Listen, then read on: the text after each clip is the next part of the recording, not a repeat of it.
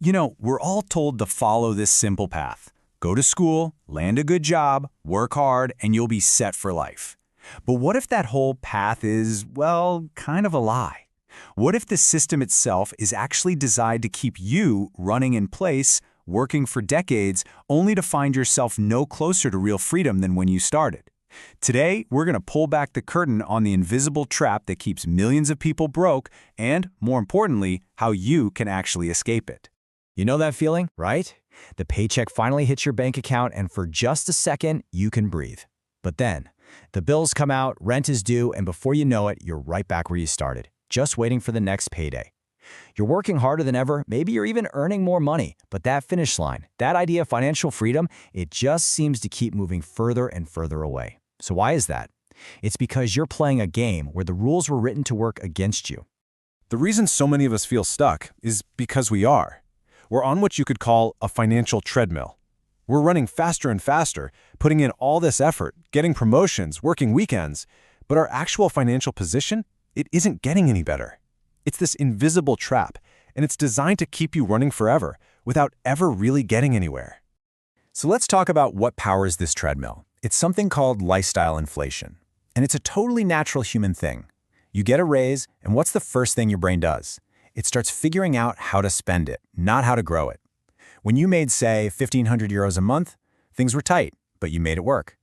Now you're making 3,000 euros, and instead of saving or investing that extra cash, you get a nicer apartment, a newer car, you start eating out more.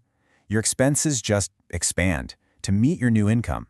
And that gap between what you earn and what you spend, it stays exactly the same. You're just running faster in the same spot. And this gets to the fundamental truth that nobody ever teaches us in school.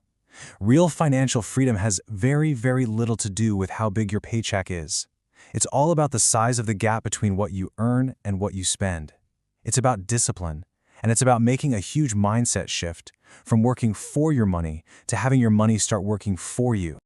Okay, but if lifestyle inflation is so simple, why do we all fall for it? I mean, it can't just be a personal failing, right? It's not just about a lack of willpower. The truth is, we are living inside a massive, brilliantly designed system. You could call it an architecture of spending that is constantly pushing us to consume at every single turn.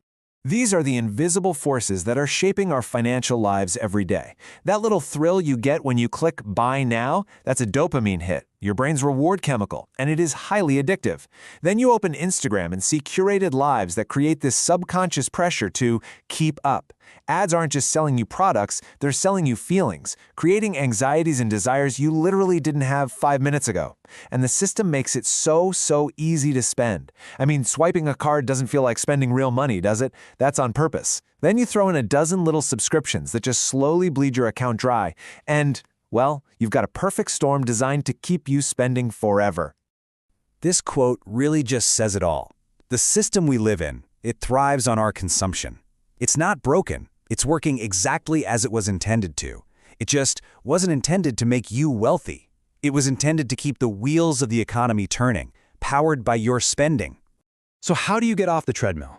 How do you actually escape this architecture of spending? It all starts with one single fundamental shift in how you think. It's honestly the biggest difference between staying broke and building real, lasting wealth. It's about understanding the difference between assets and liabilities. Look, this might be the single most important financial lesson you will ever learn. An asset is anything that puts money in your pocket, even while you sleep. Things like stocks that pay dividends, an index fund that grows over time, maybe a business that generates cash flow. A liability, on the other hand, is anything that takes money out of your pocket. That new car that loses a chunk of its value the second you drive it off the lot, or the credit card debt that's racking up interest every single day. The wealthy, they focus their energy and their money on buying assets. Pretty much everyone else buys liabilities that they think are assets. To really get the monumental impact of this simple choice, let's look at a quick case study. We're going to follow two people over 30 years, just to see how this one decision to buy assets instead of liabilities creates two completely different destinies. All right, let's meet person A and person B. They're both 20 years old and they both have an extra 200 euros a month. Person A decides to invest that money into a simple, low-cost stock market index fund. Person B, however, spends it on lifestyle upgrades, the newest phone, trendier clothes, more nights out with friends. For 10 years, That's the only difference. Then at age 30, person B has a change of heart and decides, okay, I'm going to start investing that 200 years a month too. But as we're about to see, they're already a decade behind. Okay, so let's watch how this plays out. By the time they're 30, person A's money has already been working and growing for a full decade.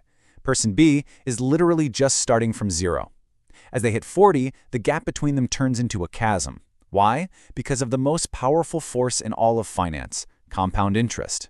It's your money earning money, and then that new money earning even more money. It's like a snowball effect, and the most important ingredient for that snowball isn't a huge income, it's time. So let's look at the actual numbers. If we assume a pretty average 8% annual return, by age 50, person A, the one who started at 20, will have over 302,000 euros. And what about person B, who started just 10 years later? They'll have around 130,000 euros. Now just think about that.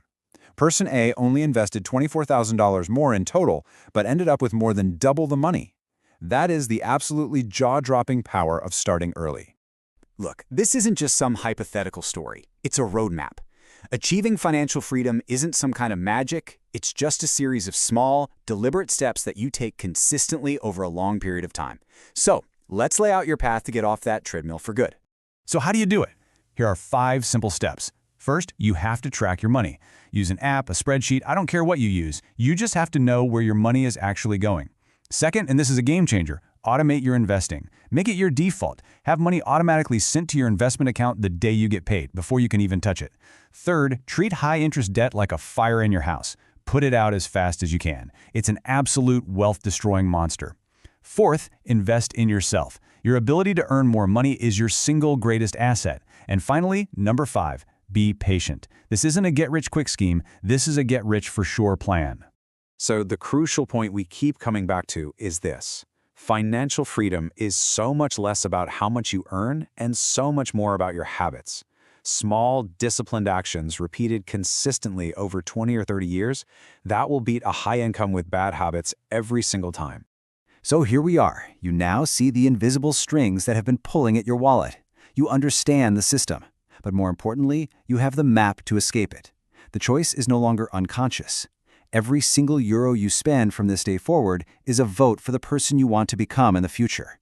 So the question isn't just which path you'll choose, but who you will choose to be, a consumer or an owner.